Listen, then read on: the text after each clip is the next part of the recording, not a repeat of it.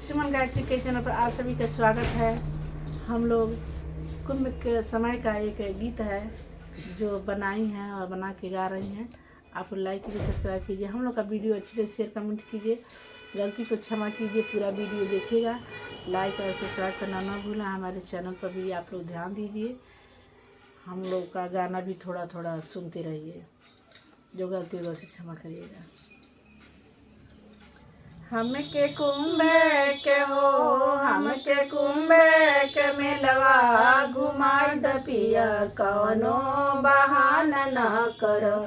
हमके कुंभ के हो, हमके कुंभ के मेलवा घुमाई द पिया, कवनो बहाना न कर।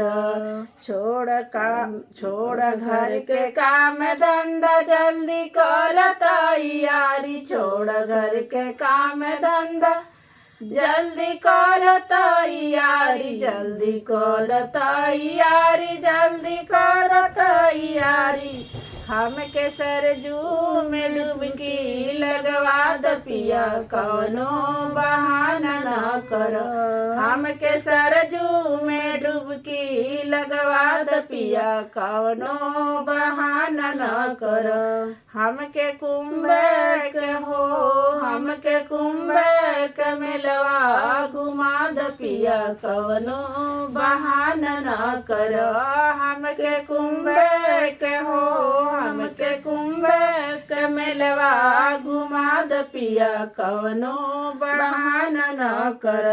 छोड़ खेती के काम धंधा, जल्दी कर तैयारी। छोड़ खेती के काम धंधा, जल्दी कर तैयारी। जल्दी कर तैयारी, जल्दी कर तैयारी।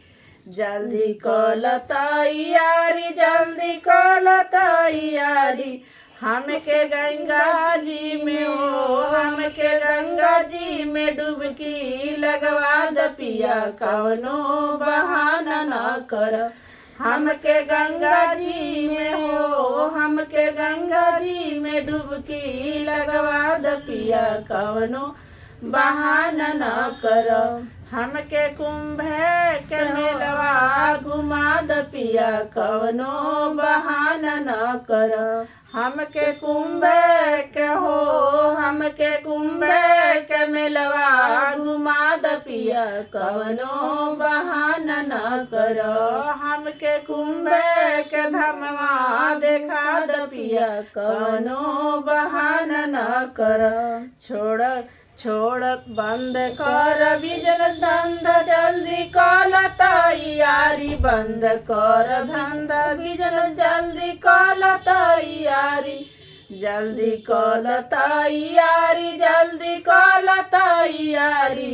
हमके द्वापर में डुबकी लगवा द पिया, कवनो बहाना न कर। हमके द्वापर में डुबकी लगवा द पिया, कवनो बहाना न कर। हमके कुंभ के हो, हमके कुंभ के धमवा देखा द पिया, कवनो बहाना न कर। हमके कुंभ के हो, हमके कुंभ के धमवा देखा द पिया, कवनो बहाना न कर। हमके कुंभ के हो, हमके कुंभ के मेलवा घुमा द पिया, कवनो बहाना न कर।